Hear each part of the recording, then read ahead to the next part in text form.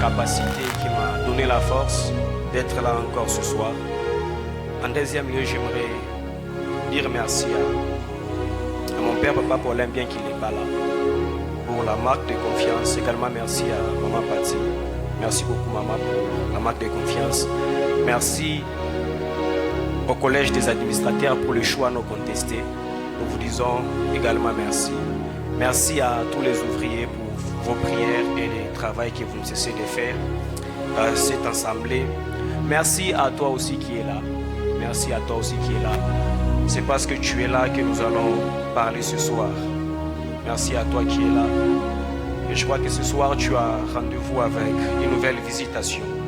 Ce soir tu as rendez-vous avec une nouvelle grâce. J'aime bien le dire, la transfiguration n'est pas une affaire de tout le monde. La transfiguration n'est pas une affaire de tout le monde. Et je crois que toi qui es là ce soir, Dieu t'a sélectionné pour que tu vives une nouvelle grâce, pour que Dieu étende encore de sa main sur toi. Que Dieu nous bénisse abondamment. Je nous prie de rester assis. Je nous demande très rapidement d'ouvrir nos Bibles. Je suis dans Genèse 38. Nous allons lire la portion allant du verset 27 au verset 30.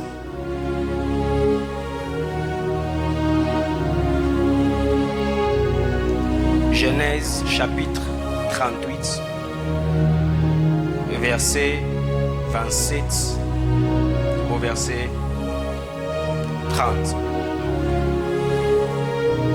J'ai lu la parole de Dieu. Genèse 38, le verset 27. Quand elle fut au moment d'accoucher, voici, il y avait 2 jumeaux dans son ventre. Et pendant l'accouchement, il y eut un qui présenta la main. La sage femme la prit et y attacha un fil cramoisi en disant, celui-ci sort le premier. Verset 29. Mais il retira sa main et son frère sortit. Alors la sage femme dit, quelle brèche tu as faite? Et lui donna le nom de Pérette. Ensuite a sorti son frère qui avait à la main les fils cramoisis et on lui donna le nom de Zérach.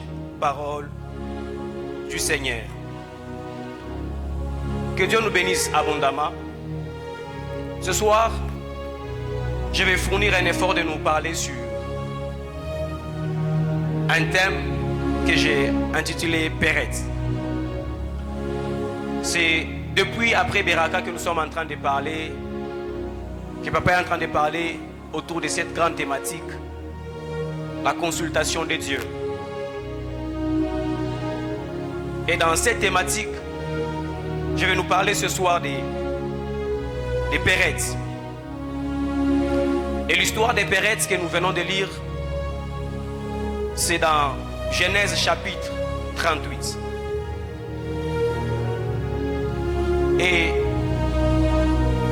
les récits que nous venons de lire nous parlent de Tamar. Qui est Tamar? Dont la Bible est en train de parler. Tamar est la belle-fille de Jacob. Tamar est la belle-fille de Jacob. Cette femme a connu trois événements malheureux ou 3 événements douloureux. Le premier événement malheureux dans la vie de Tamar, c'était la mort de son premier mari. Pourquoi cet homme est mort? Parce que Dieu l'avait trouvé mauvais. Et Dieu l'avait tué.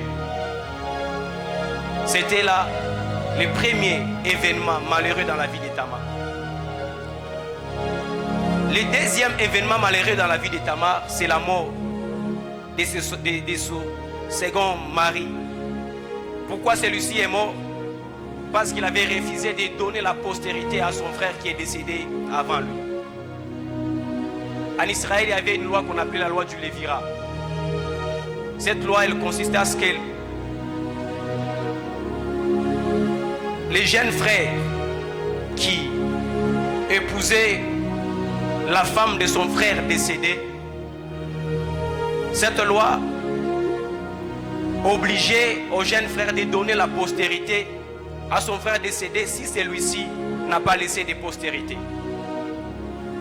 Alors le premier fils de Judas n'a pas laissé de postérité. Les seconds étaient appelés à donner la postérité à son frère. Il a refusé de donner cette postérité. Il était en train de jeter sa semence au sol et Dieu l'a récupérée. C'est le deuxième événement malheureux dans la vie de Tamar. Et le troisième événement malheureux dans la vie de Tamar, c'était le refus de Judas, qui était son beau-père, de lui donner son troisième fils, Sheila. Lorsque le deuxième fils de Judas meurt, Judas fait une promesse à Tamar. Il lui dit, je vais te donner mon troisième fils, le temps pour lui qu'il grandisse. Et Judas n'a pas honoré sa parole. Judas n'a pas tenu à sa promesse. Et c'était un troisième événement malheureux dans la vie de Tamar.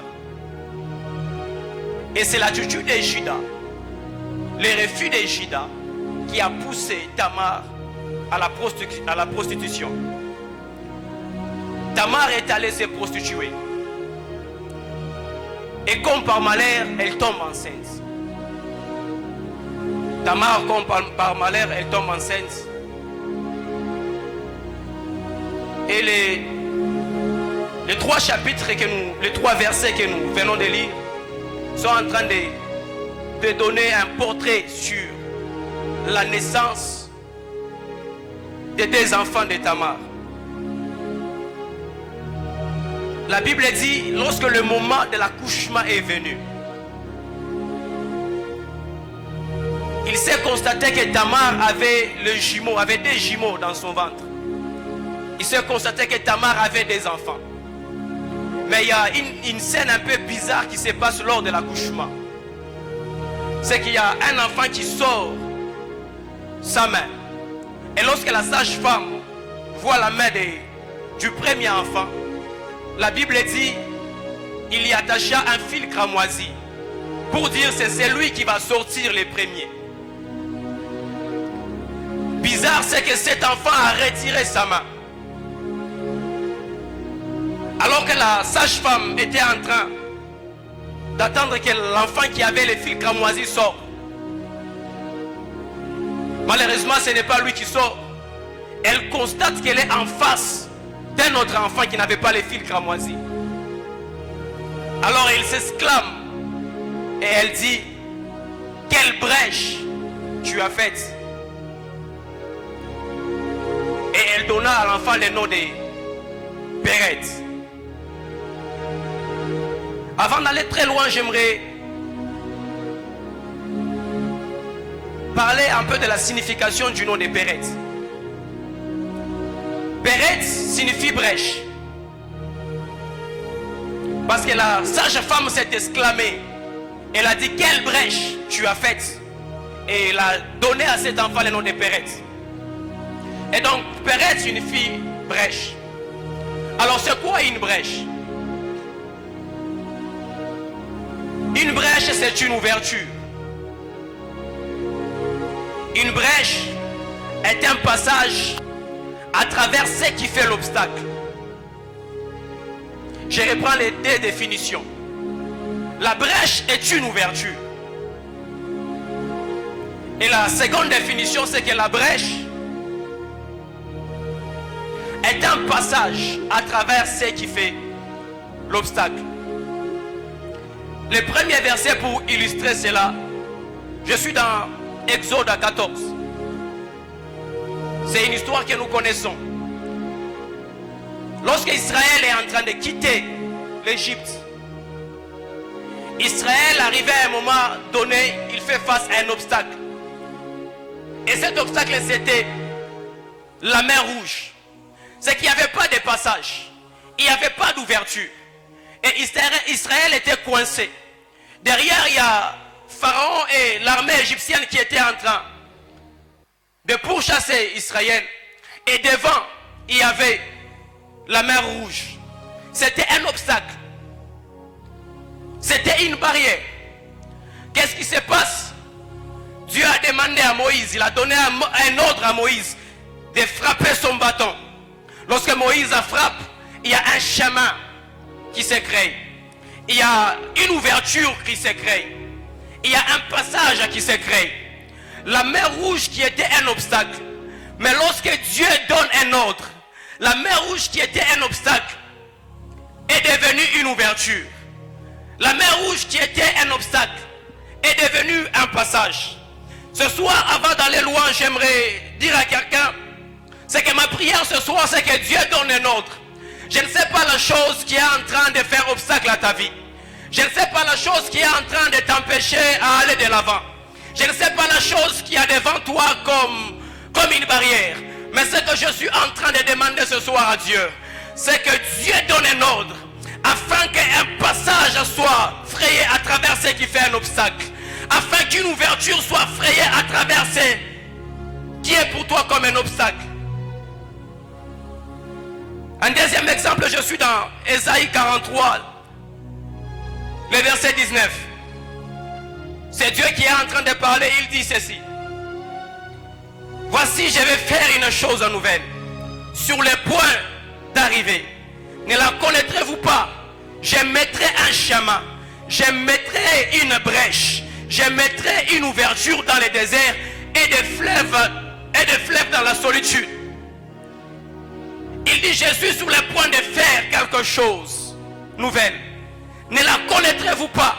Je mettrai un chemin dans les déserts. Je mettrai une ouverture dans les déserts. Je suis en train de parler à quelqu'un ce soir qui est dans les déserts de sa vie. Je prie et demande à Dieu que dans les déserts de ta vie dans lesquels tu es, que Dieu crée une ouverture pour toi. Que Dieu crée un passage pour toi. Que Dieu crée une brèche pour toi. Que Dieu crée une brèche pour toi. Rentrons un peu dans le contexte du chapitre 38. Lorsque vous étudiez le chapitre 38, il y a un détail que vous allez remarquer. C'est que le chapitre 38, qui parle de Péretz, vient interrompre l'histoire de Joseph. Le chapitre 38, qui parle de Joseph, vient interrompre, plutôt qui parle de Péretz, vient interrompre l'histoire de Joseph. Lorsque vous lisez la Bible dans Genèse 37, on est en train de parler de Joseph. Lorsque vous lisez Genèse 39, on est en train de parler de Joseph. Normalement, les premiers versets du chapitre 38 devaient être la continuité de l'histoire de Joseph. Mais on a mis une pause. On a mis une parenthèse. Et on a introduit Péretz. Et on a introduit la vie de Péretz. Le chapitre 38 n'a pas de lien avec le chapitre précédent. Le chapitre 38 n'a pas de lien avec le chapitre suivant. Le chapitre 38 n'a pas un rapport avec les deux chapitres 37 et 39. Et là, c'est l'histoire de Péretz qui est racontée. Alors qu'est-ce que nous sommes censés comprendre autour de cette particularité que dégage ce chapitre? C'est que Péretz, ce n'est pas un homme ordinaire. Péretz, il a une certaine particularité. Et ce soir, je serai en train de jouer à un jeu de questions-réponses. Et la première question que je me pose ce soir, c'est celle de savoir qui sont alors les Péretz. Parce que la particularité du chapitre 38 nous pousse à aller fouiller, à suivre les filons pour comprendre pourquoi il y a un changement brusque. On parle de Joseph, on arrête, on parle de Péretz, et puis on continue avec Joseph. La première question que je pose ce soir est celle de savoir qui sont les Pérettes. Et je vais répondre. La première réponse que je donne ce soir, c'est que les Pérettes sont des personnes pour qui Dieu crée une brèche. Les Pérettes sont des personnes pour qui Dieu crée une ouverture.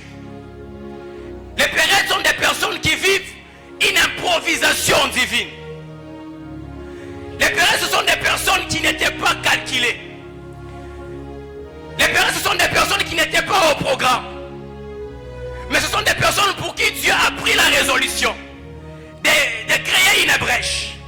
Ce sont des personnes pour qui Dieu a pris la résolution d'ouvrir, de créer une ouverture. Ce sont des personnes pour qui Dieu a pris la résolution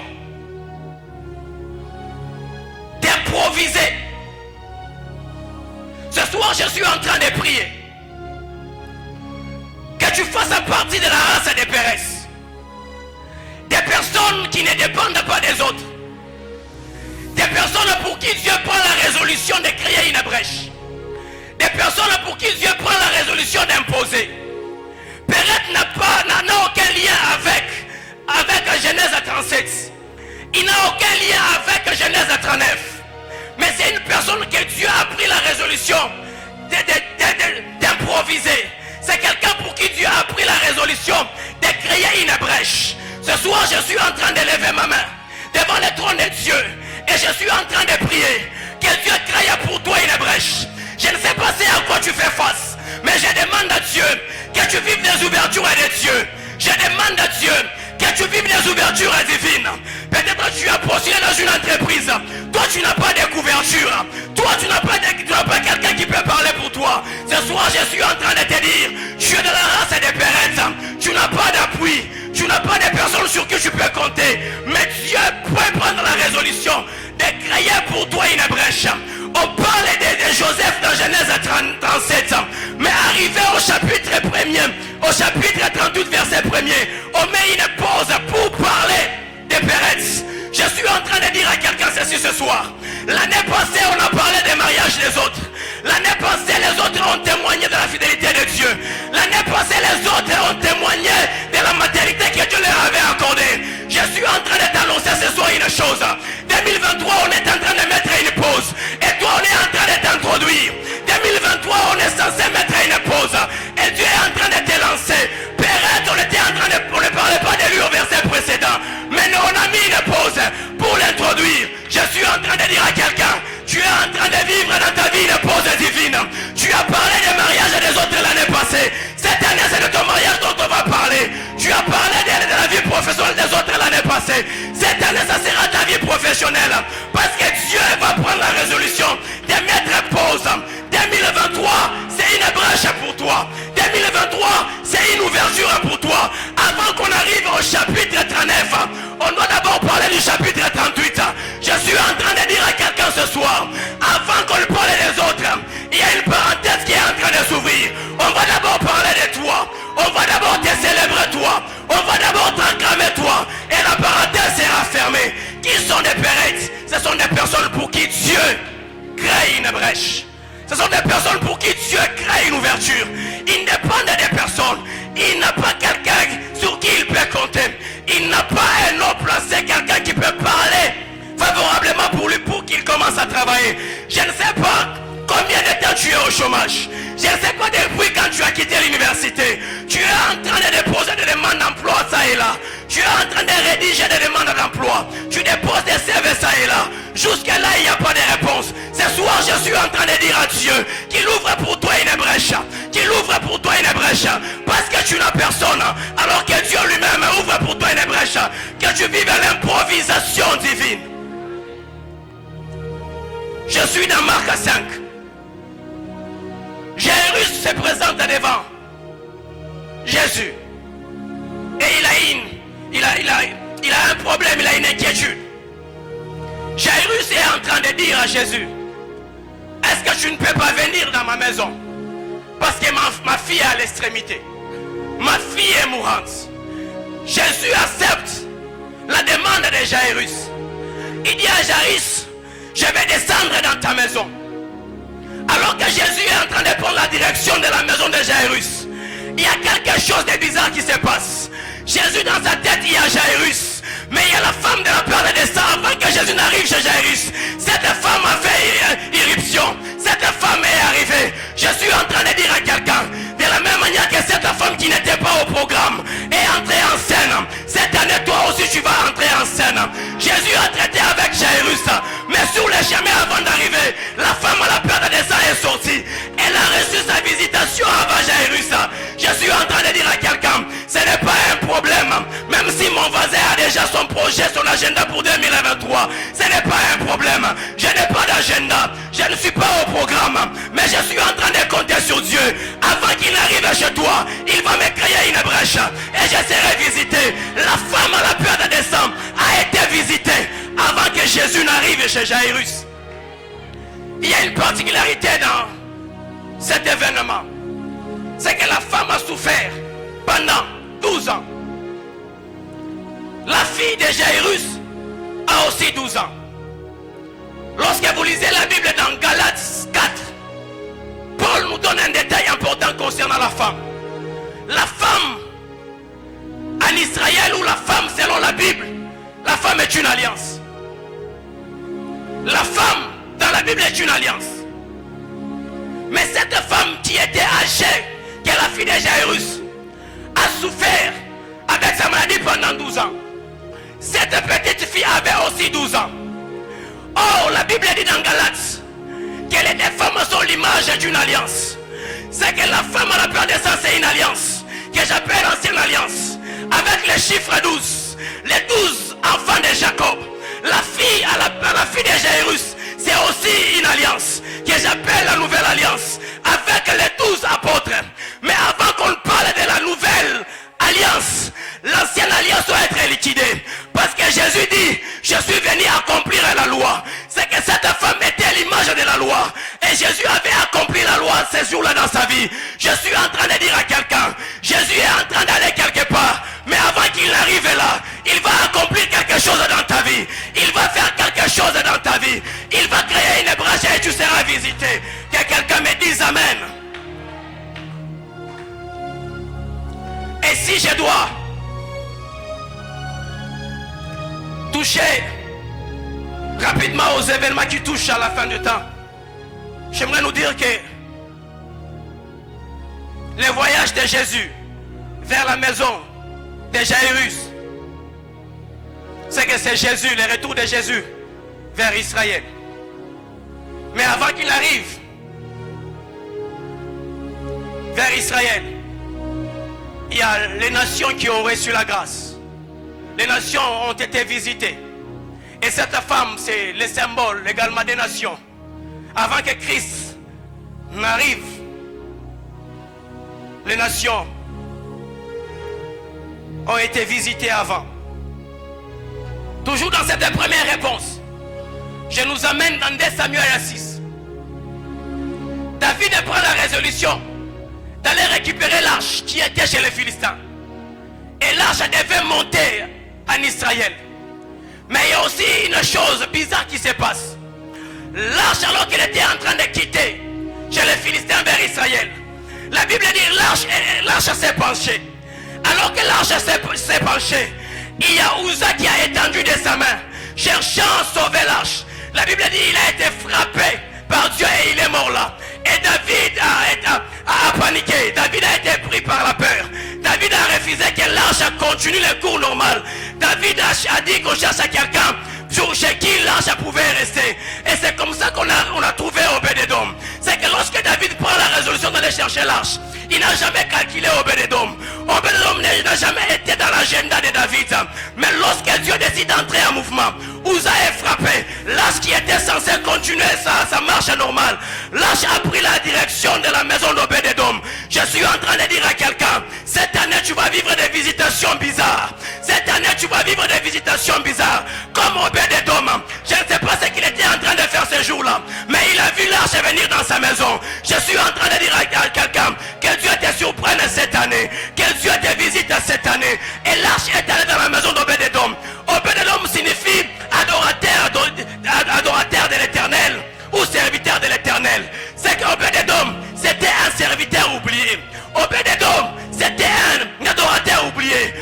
jour-là, Dieu a permis que celui qui était oublié soit visité. Je suis en train de dire à quelqu'un, toi qui vis l'oubli, je suis en train de demander à Dieu de te visiter. Je suis en train de demander à Dieu de te faire du bien. Je suis en train de dire à quelqu'un, peu importe le temps, peu importe les circonstances, Dieu va créer pour toi une brèche. Dieu va t'imposer. Je suis en train de parler à Esther ce soir. C'est que Dieu va créer pour toi une brèche. Je n'ai pas un problème avec Avasti, mais j'aimerais dire à Avasti, encore peu de temps, encore quelques jours, ce trône-là, je vais l'occuper. Ce trône-là sera ma place. Pourquoi? Parce que Dieu a créé une brèche. Mais une chose qui est bizarre dans la vie d'Esther, c'est celle-ci. Il y a un détail important. C'est que toutes les femmes qui étaient préparées se présentaient le jour devant le roi. Toutes les filles allaient devant le roi le jour pour que le roi opère un choix. Mais ce qui est bizarre, lorsque vous lisez la Bible, il est écrit que Esther est allée se présenter le soir. Si j'étais Esther, j'allais me poser beaucoup de questions. Le jour où on a une vue claire, or le roi doit faire un choix. Pour que le roi apprécie ma beauté, il doit me voir pendant la journée. Mais pourquoi les autres se présentent le jour et moi je dois aller auprès du roi le soir? Or le soir, la vue n'est pas tellement claire. Le soir, le roi ne saura pas bien me voir. Je suis en train de parler à Esther. Et j'ai dit à Esther ceci, ne t'inquiète pas, même si je t'ai présenté le soir, parce que ton nom signifie étoile. Or la beauté d'une étoile n'est pas pendant la journée. L'éclat d'une étoile, c'est pendant la nuit, pendant les ténèbres, qu'on peut voir l'éclat d'une étoile. Je suis en train de dire à quelqu'un, ne crains pas les obstacles, ne crains pas les circonstances mauvaises autour de toi. Tu es comme Esther. C'est dans les ténèbres que l'étoile donne sa beauté. C'est dans les ténèbres qu'on sait apprécier l'étoile. C'est dans les ténèbres qu'on peut voir l'éclat de l'étoile. Je suis en train de dire à quelqu'un, tu vas briller même dans les ténèbres. Tu vas briller même dans les circonstances les plus mauvaises. Tu vas briller. Pourquoi? Parce que Dieu a pris la résolution de créer une brèche. Dieu a pris la résolution de créer une brèche.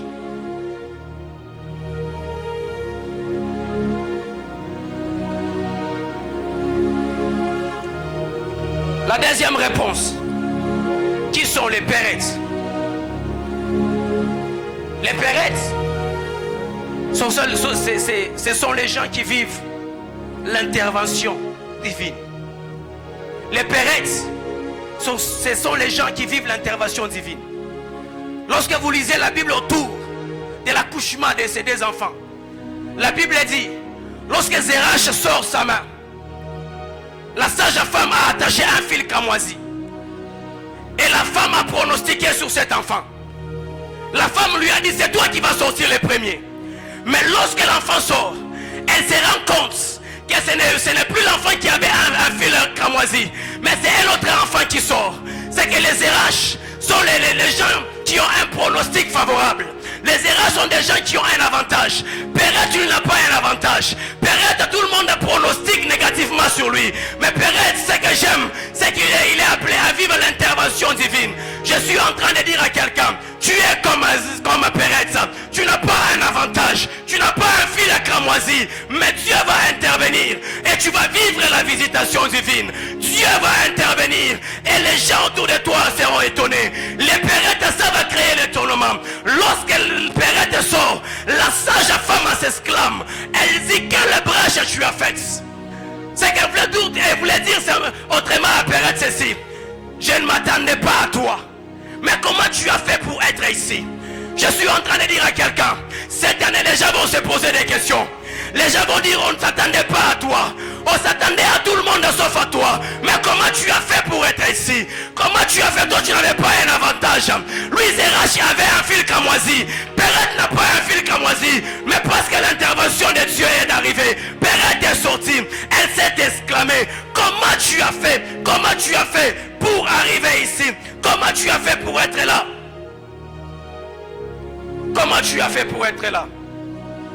Parce que Dieu sait créer des brèches. Dieu sait intervenir. Je suis en train de dire à quelqu'un, lorsqu'on regarde à ta famille et on te regarde, tu n'as aucun avantage. Tu n'as aucun pronostic favorable pour réussir. Mais ce soir, tu vas vivre la visitation divine. Ce soir, tu vas vivre l'intervention divine. Au début de mon message, je nous ai dit que depuis après février, nous sommes en train de parler de la consultation de Dieu. Papa est en train de nous parler autour de ce thème. Et ce soir, je suis venu nous parler de Péretz qui est une brèche. Alors, comme Péretz signifie brèche, permettez-moi de faire rapidement une brèche dans la consultation de Dieu. Comme Péretz signifie brèche, je nous demande de me permettre de faire une brèche, d'ouvrir une parenthèse, d'aller à la consultation de Dieu. La question que papa est en train de poser, c'est pourquoi consulter Dieu? Pourquoi consulter Dieu? Et il a donné beaucoup d'exemples, beaucoup de raisons. Il a dit parce que l'homme consulte Dieu parce qu'il a peur de l'avenir. L'homme n'aime pas les silences de Dieu. Alors ce soir, je vais nous parler rapidement dans cette parenthèse que je viens d'ouvrir. Pourquoi consulter Dieu? C'est pour avoir la révélation. Pourquoi consulter Dieu? C'est pour avoir l'information divine. Pourquoi consulter Dieu? C'est pour avoir la révélation, avoir une information divine. C'est quoi une révélation? Je ne vais pas trop entrer dans les détails avec les Grecs et les Hébreux, mais la révélation signifie le dévoilement. La révélation, c'est le dévoilement. La révélation, c'est révéler ce qui est caché. Pourquoi nous devons consulter Dieu? Pour avoir la révélation, pour avoir l'information divine. Alors pourquoi avoir la révélation ou avoir l'information divine? Apocalypse, chapitre 5.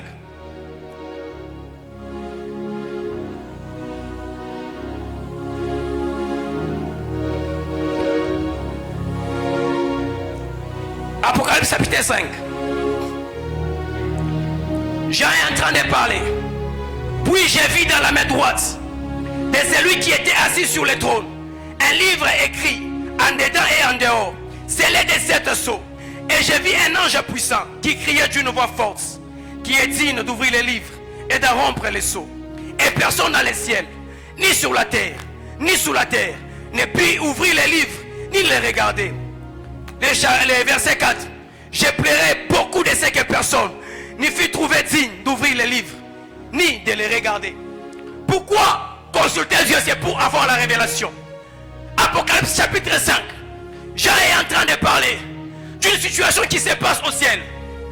Parce que dans cette histoire, dans Apocalypse chapitre 5, au ciel, il n'y a plus 24 vieillards. Mais au chapitre 5, il y a 25 vieillards. Pourquoi j'ai dit ça? Le chapitre 4, Dieu dit à Jean, monte ici et je te ferai voir. C'est que le chapitre 5, Jean était monté, Jean est au ciel. L'événement qui se passe au chapitre 5, Jean n'est plus sur l'île de Patmos. Jean est autour du trône, avec entouré de 24 veillards. C'est qu'au chapitre 5, il y a 25 veillards. Mais une chose bizarre, Jean est en train de pleurer. Pourquoi Jean est en train de pleurer? Il donne des raisons. Il dit parce que personne ne fut trouvé digne d'ouvrir les livres et de rompre les sceaux. Et cette cause est la raison pour laquelle Jean est en train de pleurer. Mais une chose étonnante, c'est que là où Jean est en train de pleurer, les 24 veillards ne pleurent pas. Là où Jean est en train de présenter une inquiétude, les 24 veillards ne présentent pas une inquiétude. Pourquoi? Parce qu'ils avaient la révélation que l'agneau de Dieu était déjà trouvé même avant la création du monde.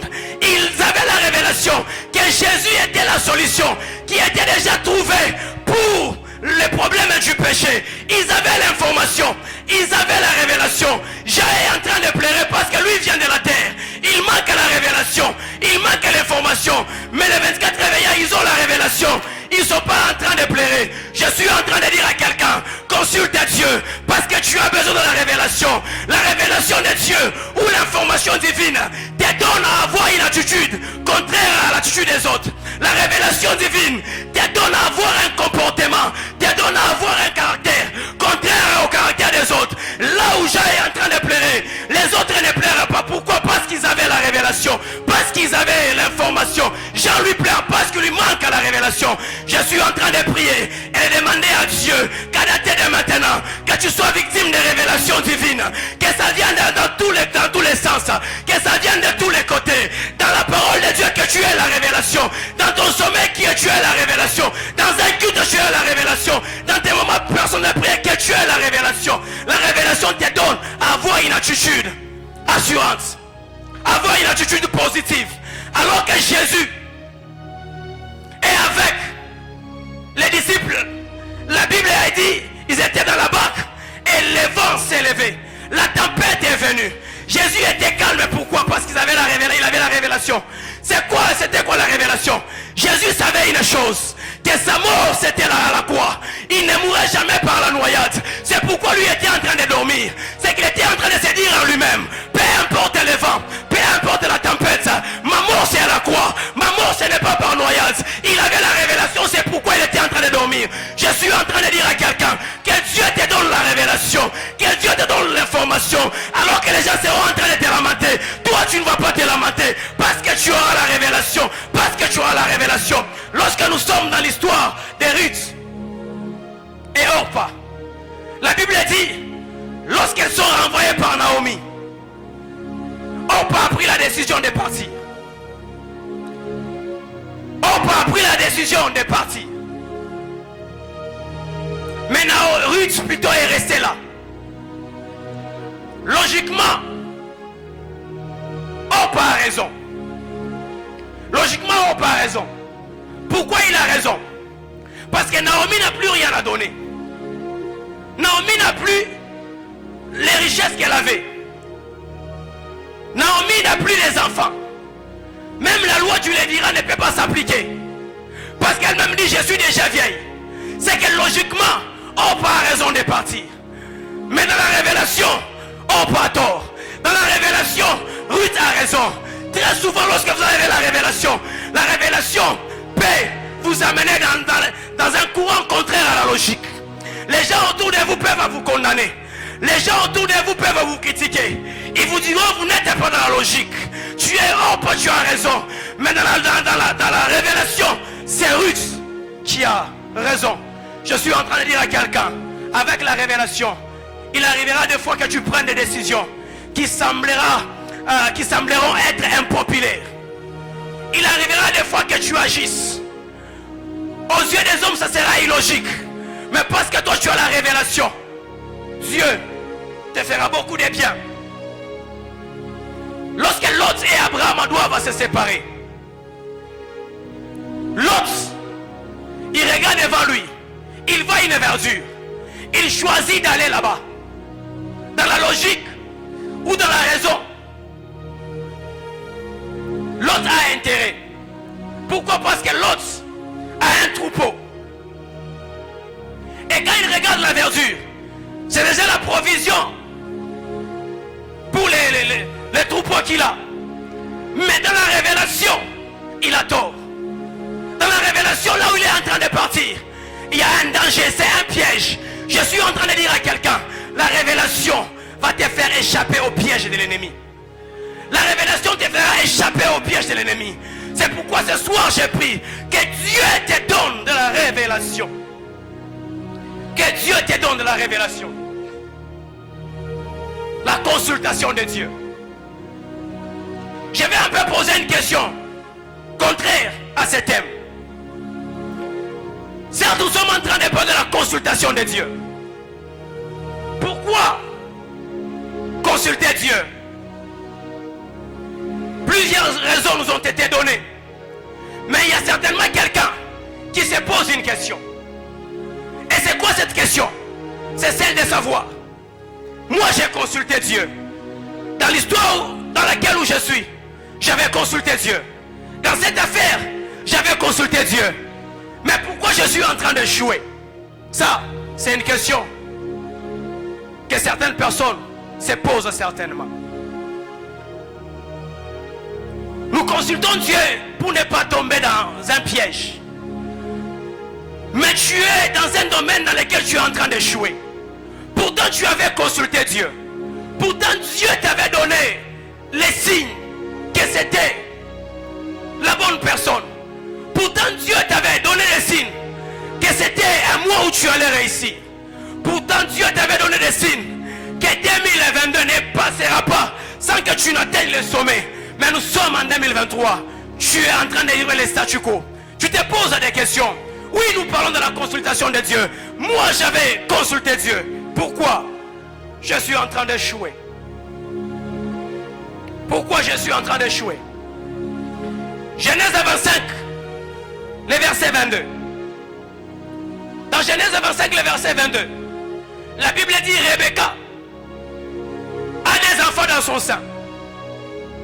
Ces deux enfants sont en train de se heurter. Elle est allée consulter Dieu. Elle est partie consulter Dieu. La Bible dit, Dieu lui a dit, dans ton sein il y a des nations. Il y a des fils. Les plus petits vont assujettir les plus grands. Les cadets vont assujettir l'aîné.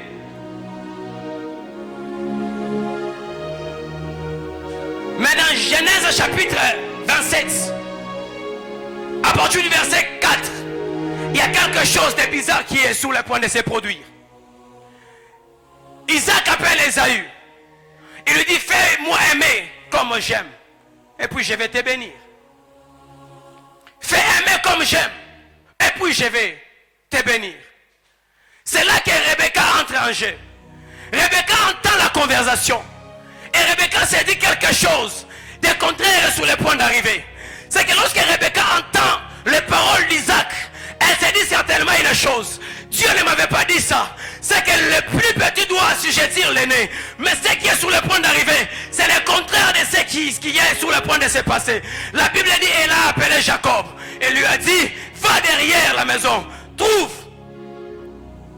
une brebis. Trouve un agneau. Je vais préparer pour ton père. Et il va te bénir. Qu'est-ce qui a poussé Rebecca à agir de la sorte? C'est ce que j'appelle la sensibilité. Rebecca, c'est une brèche que j'appelle la sensibilité. Elle était là. Le contraire était sur le point d'arriver. Mais parce qu'elle était sensible, elle était sensible. Rebecca a appelé Jacob. Rebecca a parlé avec Jacob. Tu as consulté Dieu, mais tu es en train d'échouer. Peut-être il te manque une chose, la sensibilité. Maintenant il te manque une chose, la sensibilité. Jésus dit, malheur à toi Israël, parce que tu n'as pas reconnu le temps où tu as été visité. Parce que tu n'as pas reconnu le temps où tu as été visité. J'aimerais dire à quelqu'un, toi qui te poses des questions, j'avais consulté Dieu, mais pourquoi je suis en train d'échouer? J'avais consulté Dieu, mais pourquoi je suis en train de vivre les ratés? Ce soir je te prie, prie et demande à Dieu la sensibilité. Ce soir je te prie, prie et demande la sensibilité. Développe la sensibilité. Tu as besoin de la sensibilité. Tu as besoin de la sensibilité. Rebecca a agi en fonction de ce qu'elle avait entendu de Dieu. Très généralement, le mal avec nous, c'est que lorsque nous entendons Dieu nous parler, nous restons silencieux. Nous tombons dans la distraction. Nous faisons autre chose. Mais Rebecca, ses oreilles étaient en train d'écouter. Je suis en train de parler à quelqu'un qui a une promesse. Je suis en train de parler à quelqu'un sur qui on a prophétisé dans Bingwiseme. Je suis en train de parler de quelqu'un qui a reçu une révélation dans Beraka. Ce soir, je te demande, sois sensible. Sois sensible. Parce que si tu n'es pas sensible, tu peux vivre les ratés. Si tu n'es pas sensible, tu vas vivre la frustration. Si tu n'es pas sensible, tu vas te plaindre. Rebecca était sensible. Rebecca était sensible. Deuxième chose, j'ai consulté Dieu, mais je suis en train de jouer. Luc 2, la Bible dit dans les temples, il y avait une femme qu'on appelait Anne, la prophétesse. Elle servait Dieu dans les jeûnes et dans la prière. Elle ne quittait pas les temples. Pourquoi? Parce qu'elle avait la révélation. Elle savait que Dieu avait promis à Israël le Messie. Et c'était quoi la prière de Anne la prophétesse? Elle priait pour l'accomplissement de la promesse de Dieu. Elle priait pour que Dieu accomplisse ce qu'il avait donné comme promesse. Et la Bible dit, lorsque Marie et Joseph entrent dans le temple pour présenter Jésus, il est écrit qu'elle est sortie. Et elle parlait. Elle annonçait les merveilles de Dieu à quiconque attendait la visitation d'Israël. Que faire lorsqu'on reçoit la révélation de Dieu? Lorsqu'on a une information divine, nous devons veiller dans la prière. Nous devons nous appliquer à la prière pour que cette révélation arrive. Nous devons nous lever dans la prière pour que cette chose-là puisse arriver. Pour qu'elle puisse arriver. Et c'est ce que cette femme était en train de faire. Habakkuk est en train de dire, je vais rester à mon poste. Je vais veiller. Ça c'est la sensibilité. Il dit, je vais veiller jusqu'à ce que je verrai. Jusqu'à ce que je verrai. Oui, Dieu m'a parlé. J'ai écouté Dieu. Mais l'étape qui vient après, c'est la prière. L'étape qui vient après, c'est la recherche de Dieu. Je dois chercher Dieu. Très souvent, lorsque nous écoutons Dieu, lorsque Dieu nous parle, nous tombons dans la distraction. Beaucoup, ce soir, nous avons des promesses de 2017, de 2019, qui ne se sont pas encore accomplies. Pourquoi?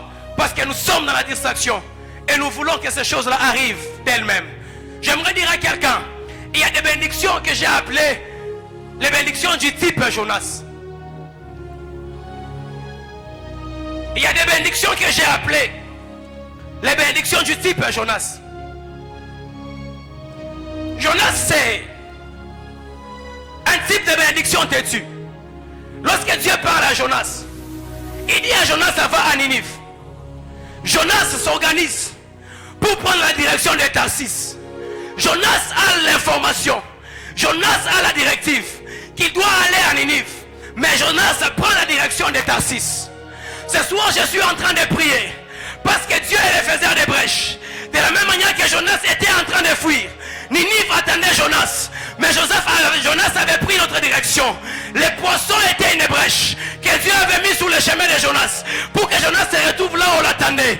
Ce soir, je suis en train de parler à quelqu'un que les poissons de Dieu, avant la bénédiction qui était en train de t'échapper, je disais à quelqu'un que les poissons de Dieu, avant toute bénédiction qui était en train de te fuir, et ces poissons viennent à tes pieds vomir cette bénédiction.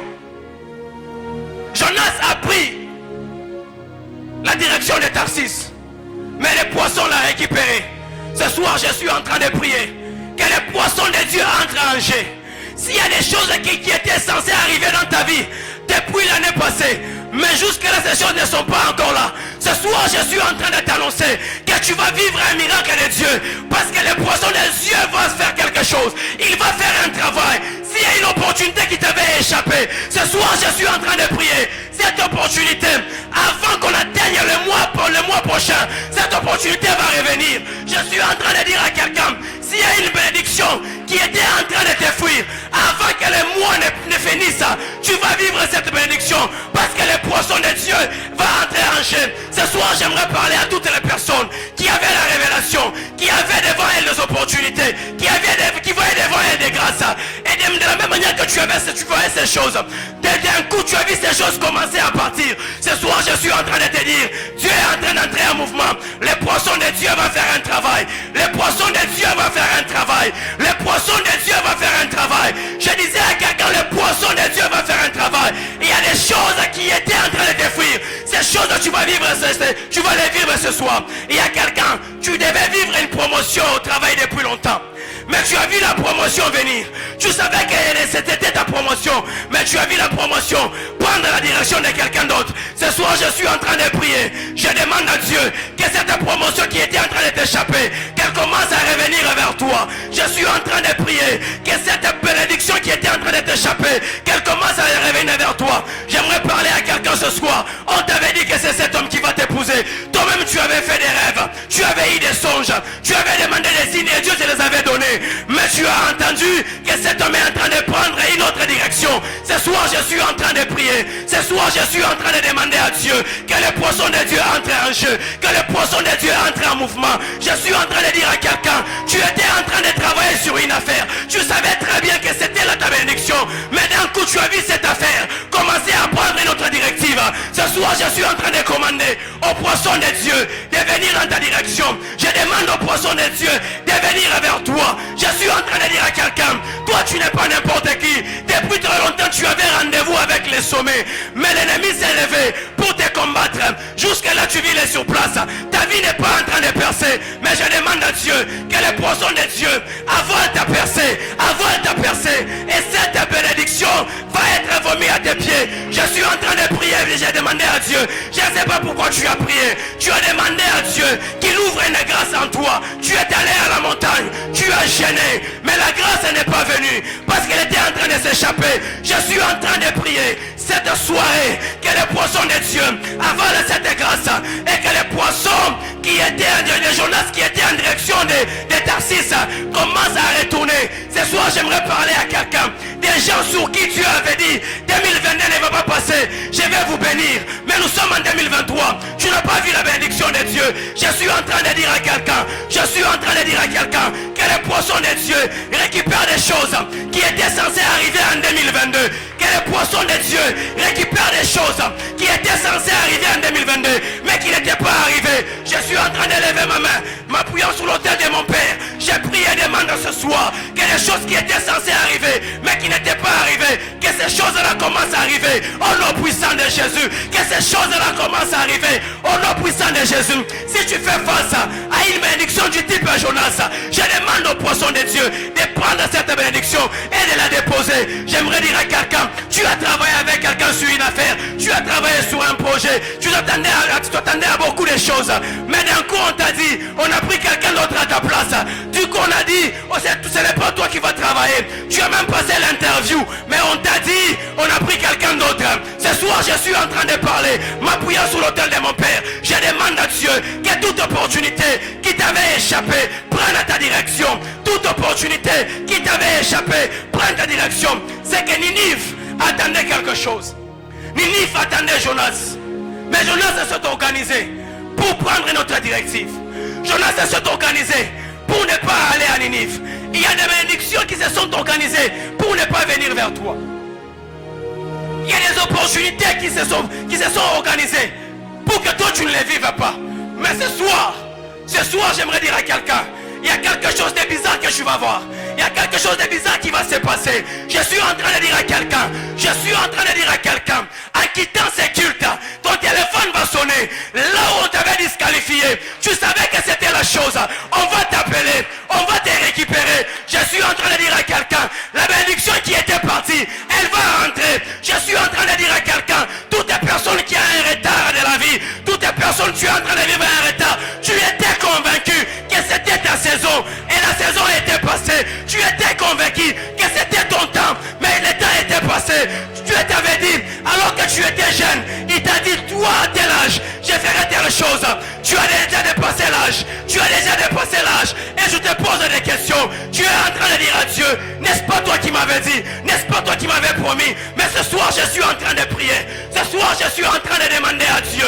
Ce soir je suis en train de demander à Dieu que les choses qui t'avaient échappé, que ces choses-là commencent à retourner vers toi, que ces choses-là commencent à venir vers toi, que ces choses-là commencent à te localiser, que Dieu crée des brèches, pour que les choses viennent vers toi, que Dieu crée des brèches pour que Dieu vienne vers toi. Tu avais consulté Dieu, Dieu t'avait parlé, tu étais convaincu, Dieu t'avait parlé avec beaucoup de détails, avec beaucoup de clarté, mais ce que tu es en train de vivre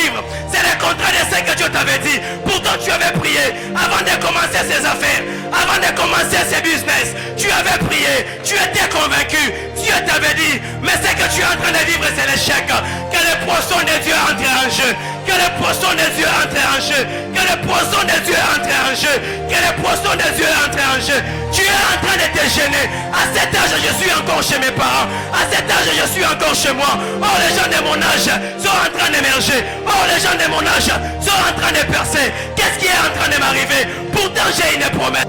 Pourtant j'avais consulté Dieu. Je suis en train de prier que la bénédiction qui était dessus, je suis en train de demander à Dieu qu'elle te localise ce soir, qu'elle vienne vers toi ce soir, qu'elle vienne vers toi ce soir, qu'elle vienne vers toi ce soir. Toi qui avais consulté Dieu, que Dieu commence à te visiter, que Dieu commence à te visiter, que Dieu commence à te visiter. Tu es en train de te poser des questions.